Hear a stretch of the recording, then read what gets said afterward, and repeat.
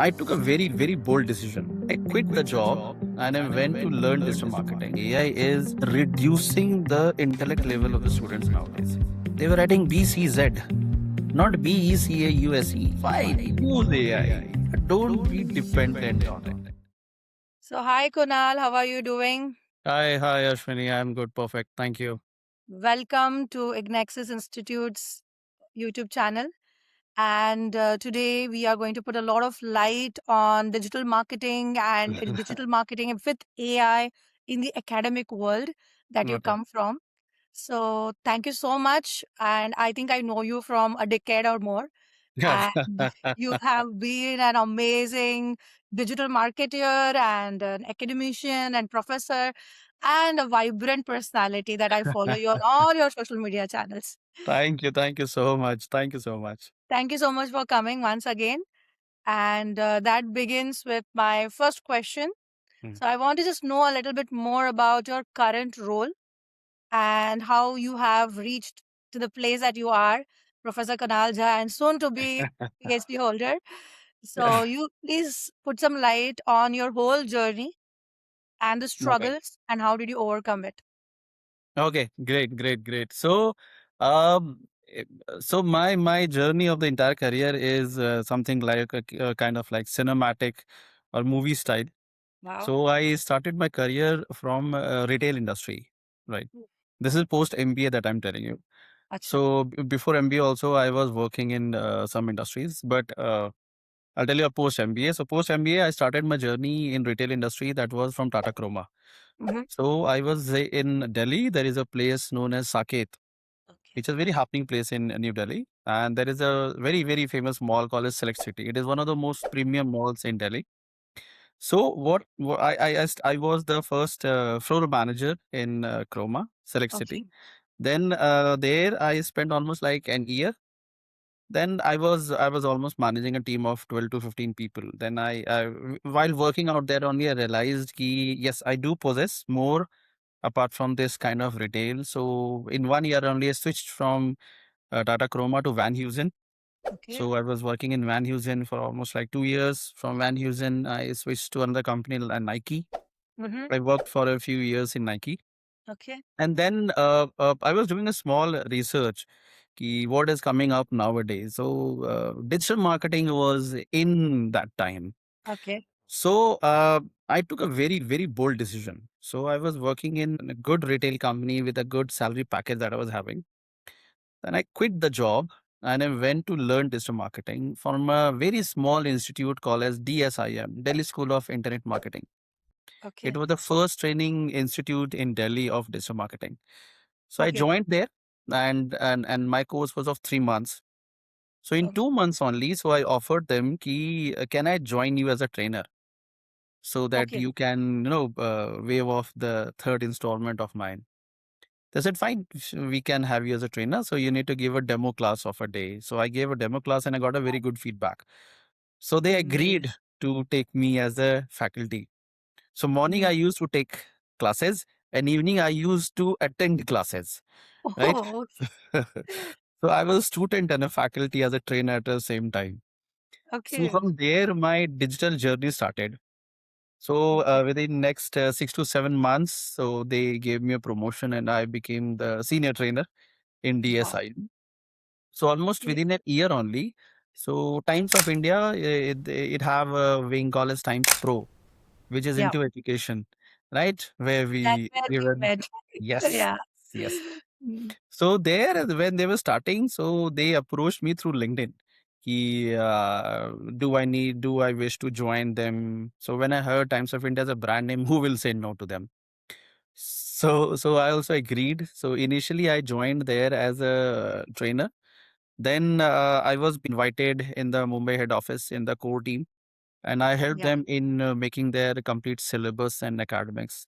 And gradually, I became the head trainer and even operations training and operation head. So I used to look after many centers, and from there only, when I was looking after Mumbai center, you were also out Mhm. there as one of our most elite trainer out there in times. Thank you. Right. From times I switched again, so I switched to freelancing. In freelancing, I was freelancing with TIS, that is Tata Institute of Social Science. I Okay. was also along with one of the DU college named as Hansraj. Uh-huh. So I was even visiting there, and some other few other companies and institute and as freelancing even. And Okay. then even I was associated with NBT, that is Navbharat Times. So along Okay. with Navbharat Times, we started a 2 days training program, and even Navbharat Times published my article and my photograph in the Pan India newspaper that I'm about to take classes. And I almost had 1,500 students Wow. for that 1 day session, and that was a paid session, by the way. Oh, wow. Yeah. So this from this digital slowly and slowly, I started moving towards managerial role. Then I joined a company known as DIDM, Delhi School of Digital Marketing, and I was their senior project manager. Right. So I helped them in establishing the complete DIDM, and also I launched a new wing in DIDM. Post that, in terms of training, I had almost reached the upper level, so there was no going ahead of that. Right then, thought of switching to the academic industry. And I started understanding and reading if someone wants to become or get into the academic industry, what are the minimum things required. Then I came to know that there are two ways: either you pursue PhD, and Mhm. post PhD you can come down to academics, or if you're having 10 years of academic experience, there is a program called as Professor in Practice, right? So by that you can even join academics. So I had a good handsome amount of industry experience, and I even started pursuing PhD. So I got a breakthrough, and right now I am as a senior digital marketing faculty, or you can say assistant professor in digital Wow. marketing. Yeah, in a college known as NDIM, that is New Delhi Institute of Management, which is into Okay. MBA. So they teach MBA. So we Okay. have good 600 students in one batch we have, and Wow. we do have a specialization, complete specialization of digital marketing only. And I think you always had an inclination towards teaching, and you Yeah, love yeah. be with students, and that's kind of thing that you always had.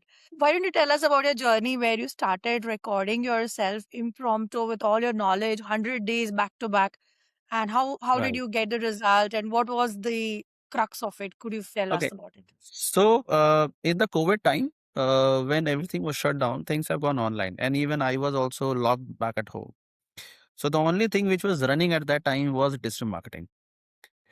So when I entered into the training industry, I realized that at that time the training was very costly.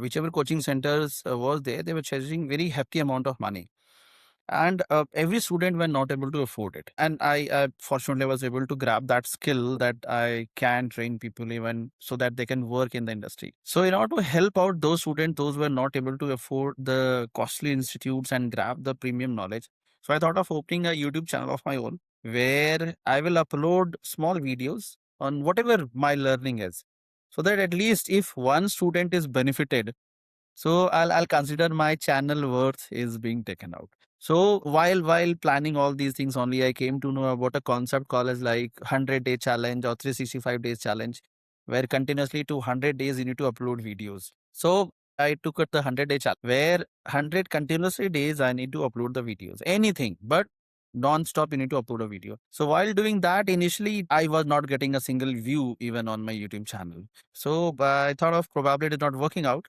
But after a few days, views started increasing. I started getting comments, and now even students are asking, "Okay, what are we about to learn in the next video of yours?" Or even, "Can you make a video on this concept as well?"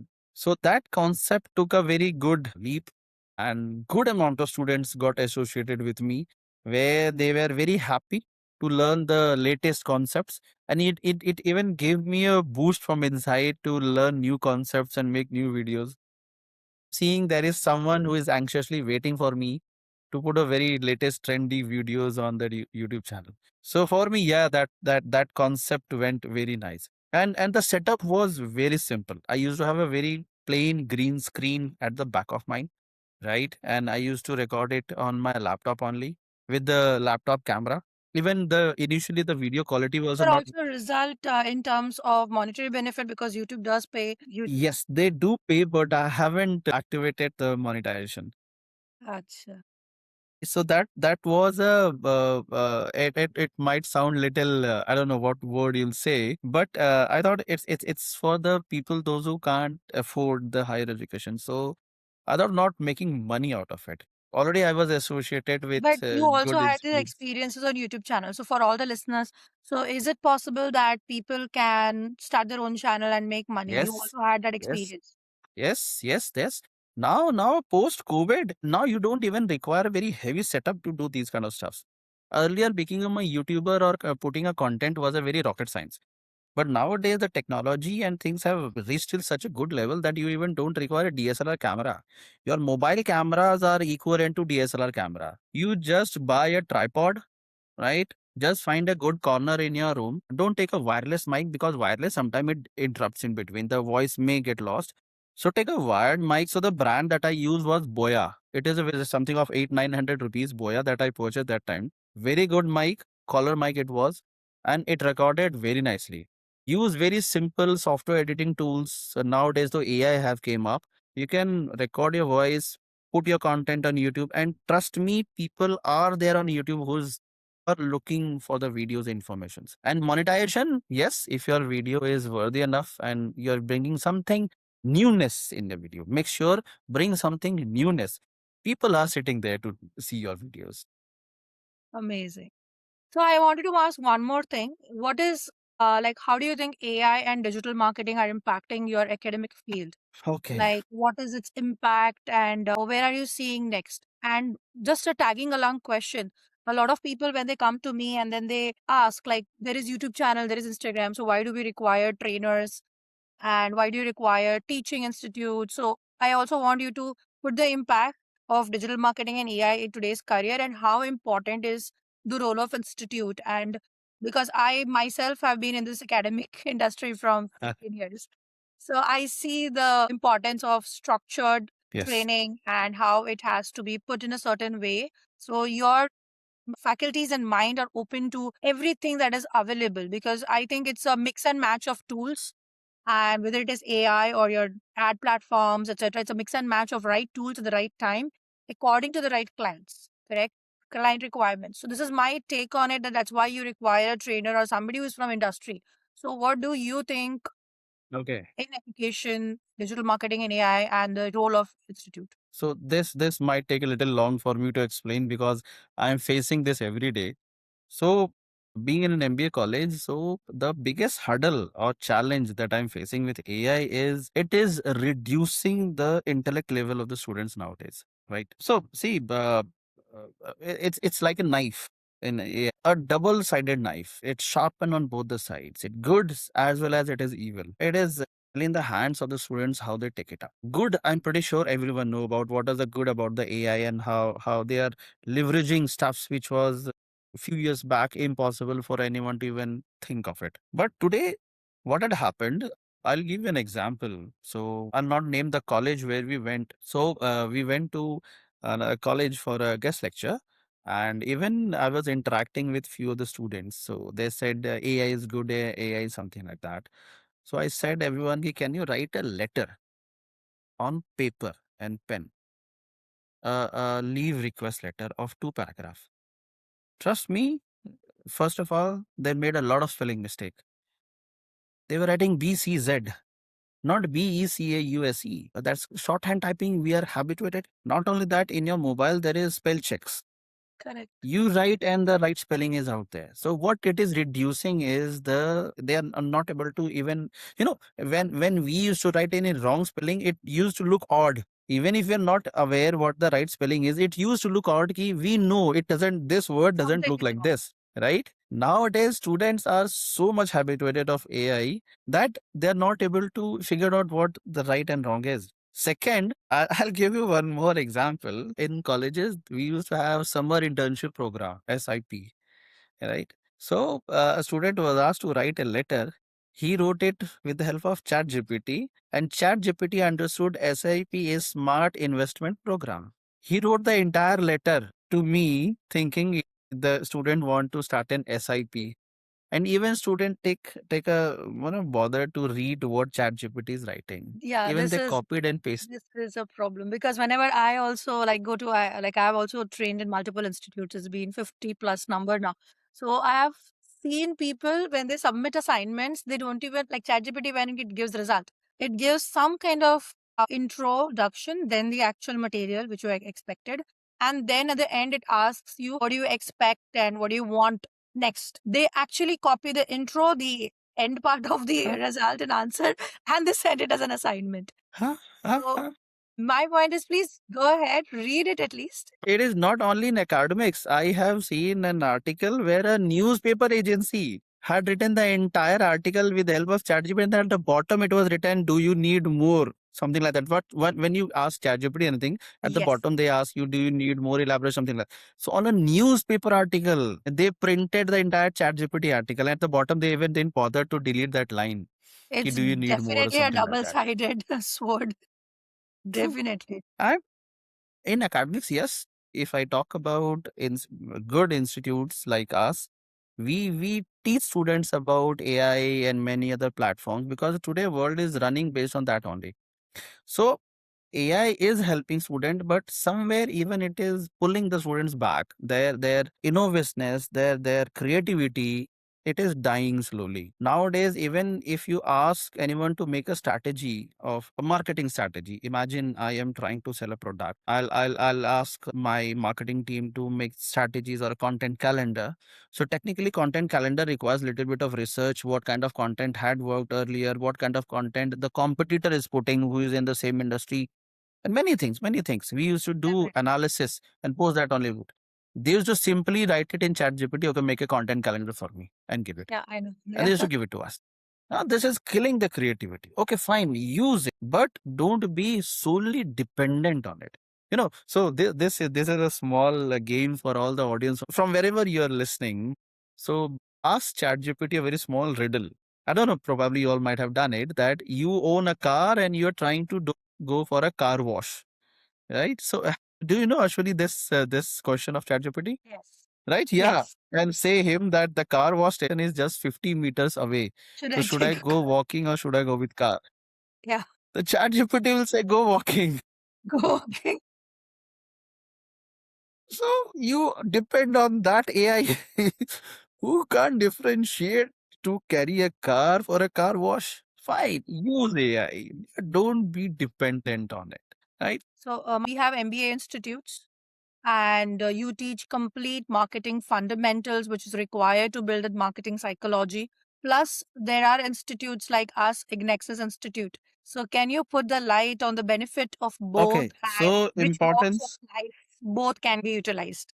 Pretty good. Nice. See, what IIT teaches, what IIT faculty teaches, it is also available on YouTube.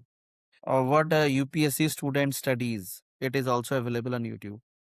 So why don't everyone become a IPS or UPSC or IIT faculty or a student at part of them? See, having a resource and studying that resource is very different. No, earlier there was a very famous style of examination which is called as open book examination, right? Where the students are being given the book, you take the book, you write it, and give the examination. Biggest challenge is for them that they don't know where the answers lies, right? So when you go to these kind of YouTube channels and stuff like that, you face three biggest challenge.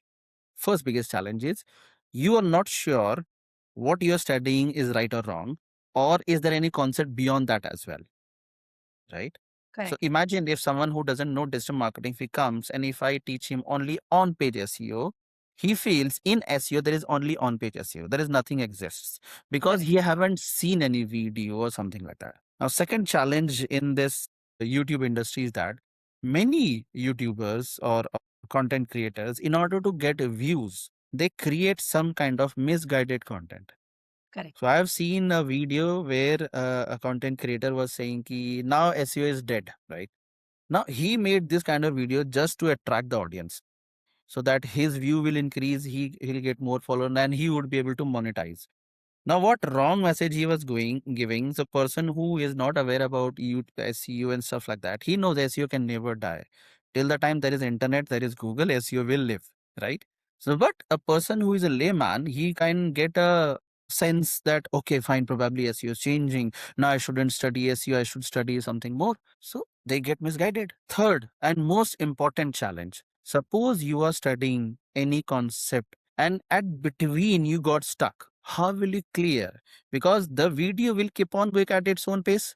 Imagine you were stuck in his initial explanation only. So when you're having a trainer based led training, or where your practical trainer is standing in front of you, imagine you're stuck somewhere, you can get your concept clear then and there only, right? So that now whatever concept the trainer or the faculty will teach, you will understand, your foundation is strong.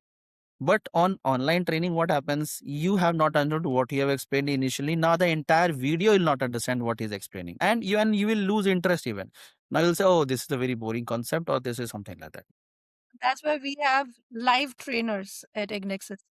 And we take a pride that they are coming from industry background where they have implemented stuff. If world would have run from YouTube's and other kind of platforms, then I believe all the education centers should have been closed till now. Because what we are teaching, it's not a eureka that we have recently found it. This is years old concept. In SEO, like my favorite is SEO, by the way. So I always give the example of SEO.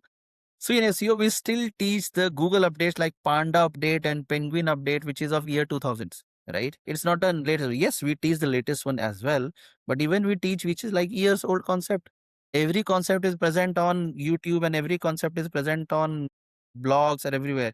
So is everyone aware of SEO and these things? No, you can never learn. Yes, you can enhance your knowledge by these kind of videos and blogs. Yes, enhancement is possible, but if you're not aware, you will never understand what is going through. So it is always a trainer hand holding which is required in all these kind of concepts. Can't be done without it. Correct, correct. Absolutely. So, is there any action plan that you can give to people if they also want to start a training career like you? Okay. For me, okay, I'm trying to build my competitors now. Very true. So see, yes, training industry, especially when I was a trainer. So see, training is two different world. When you are into corporate and training, and when you're coming in academics and training, these are like North Pole and South Pole. There is no similarity inside it.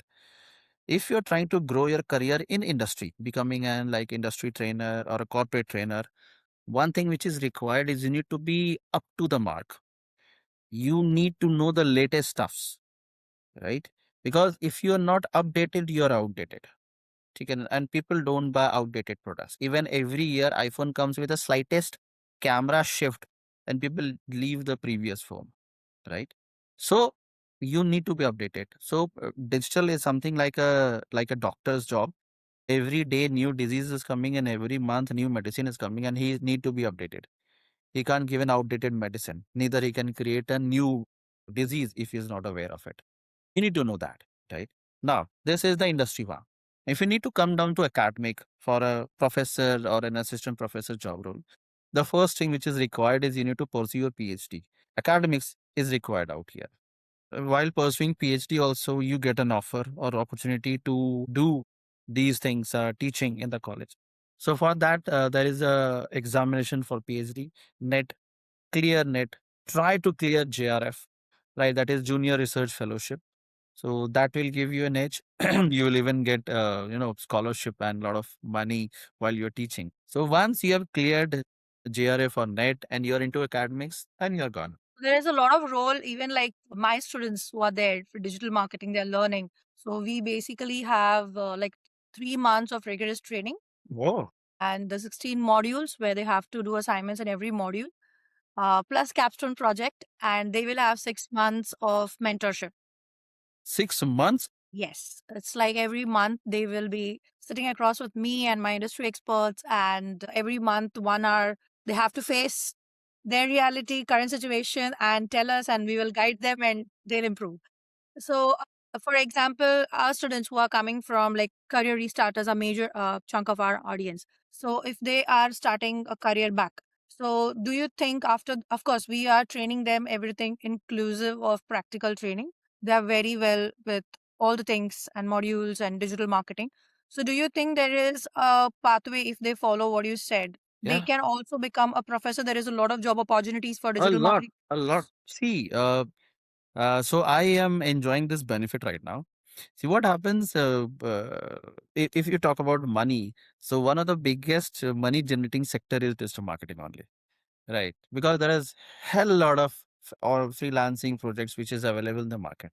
So generally, those who know digital marketing, they don't want to come down to academic industry. They like them. They're minting money from both their hands when they're in the industry. So more than AI, digital marketing is performing, by the way, right? Because AI is something that you can learn in a fraction of seconds. You just need to know few prompts and something like that, and you can at least grab hold of AI. But digital, you can't grab hold till the time you haven't gone through And you rigorous. can actually see the result also. The people who are using AI without digital marketing Huh? fundamentals. Huh?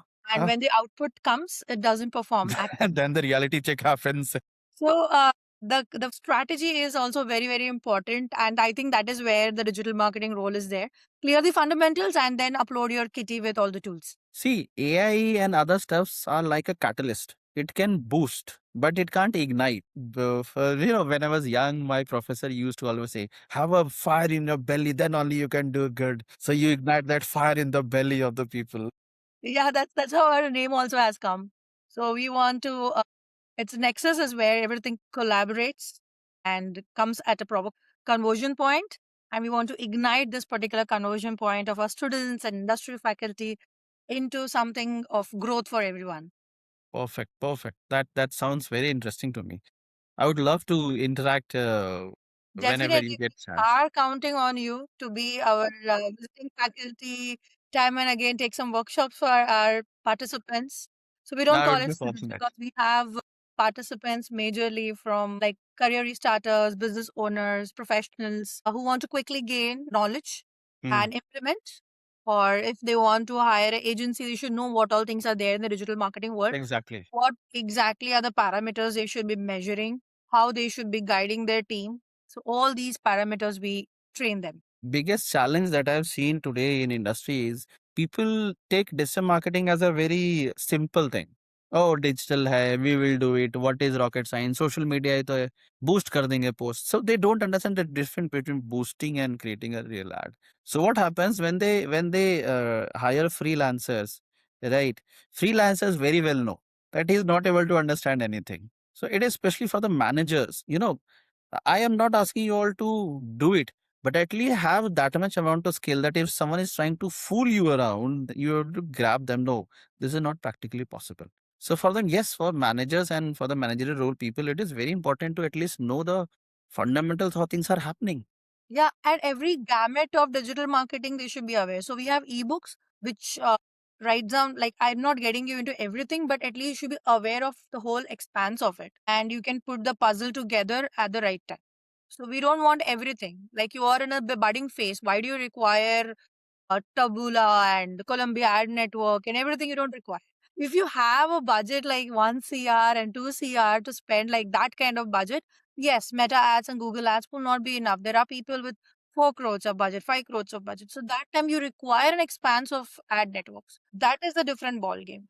But when we are talking about a startup, you maybe don't require so many things, just require one thing. So It, that's it is where it I, is just guidance. yeah, If that's they where I get think it's important for guidance from people to. you, yeah, I'm saying if they are guided by you, I'm pretty sure they'll rise very well. And same from you. So with people like you and me are also required, and people like all the trainer faculties that we have such a big network of them. They're doing a very good job and we all know them. So my only request to all the budding students and Gen Z and everybody is take a structured approach. Otherwise, like you just mentioned about the car wash service, that what is happening, Yes. right?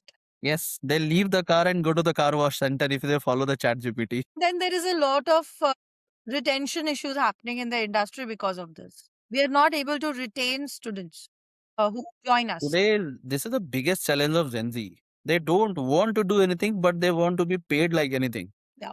We So this is see new things. where I think I want to use this as an eye opener to them. Gen Z is very hardworking people, and the best part is they know when to say yes and when to say no. This is done. I'm not At able least to do better than us. better than millennials any given time.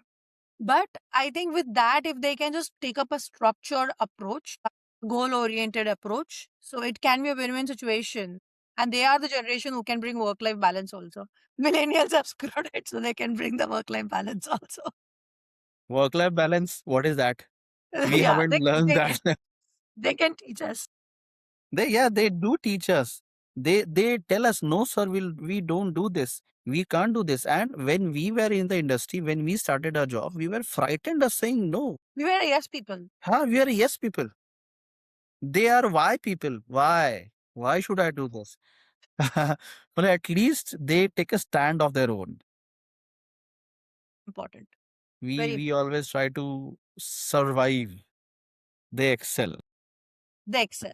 So that's why we are also trying to push these kinds of amazing brains of Gen Zs with a structured approach and accountability. This is one more thing that we have in our core values, like structured approach, accountability, and then results. Because all these things are not there with consistency, they really kind of don't reach the goals. So I think it was a good session, Kunal. I think you are also on tight schedule.